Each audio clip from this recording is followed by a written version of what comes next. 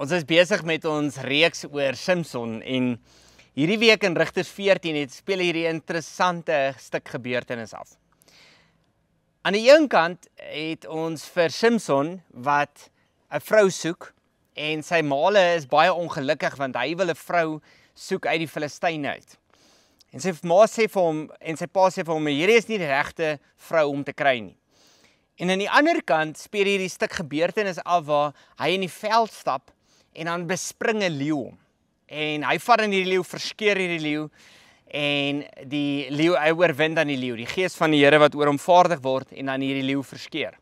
Wat hom tegnies red uit die hand van die leeu.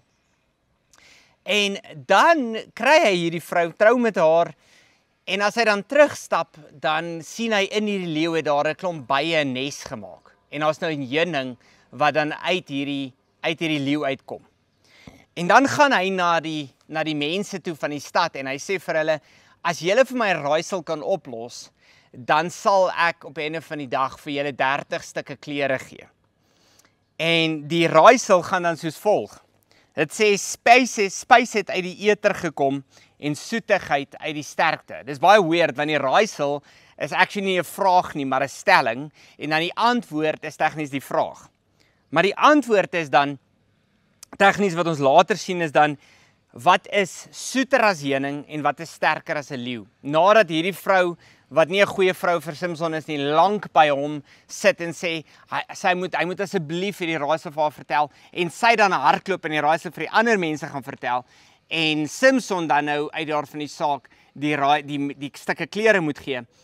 Sien ons dat daar hierdie raaisel 'n oplossing het wat 'n baie vreemde konsep is. En in hierdie raaisel is daar iets in vasgevang wat ons hierdie Sondag oor gaan praat. En dit is, wat is soeter as heuning, wat is sterker as 'n leeu? En eintlik, as ons hierdie hele gedeelte vat, dan sien ons hierdie vrou is soeter as heuning en sy's eintlik sterker as 'n leeu. Want op die einde van die dag laat sy Samson val. Laat sy Samson ongehoorsaam wees. Verlei sy Samson om agter die heuning aan te stap wat sy aanbied. In vergelyking met hom wat eintlik sterker as 'n leeu moet wees. Jan de Wet het in een van sy Love Lighties liedjies het hy hierdie lirieke wat sê Samson was 'n sterk ou, maar Samson was bietjie van 'n dom ou.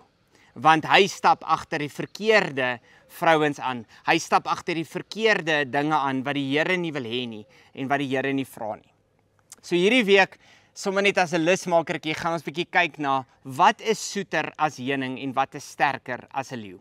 Nooi julle vriende, kom deel in die prediking, kom deel saam met ons en kom sien dat op die einde van die dag Jesus as die leeu van Juda ons verlos en eintlik die diepste vorm van heuning is, wat die soetste moet wees vir ons in vergelyking met die wêreld. Ek sien julle Sondag.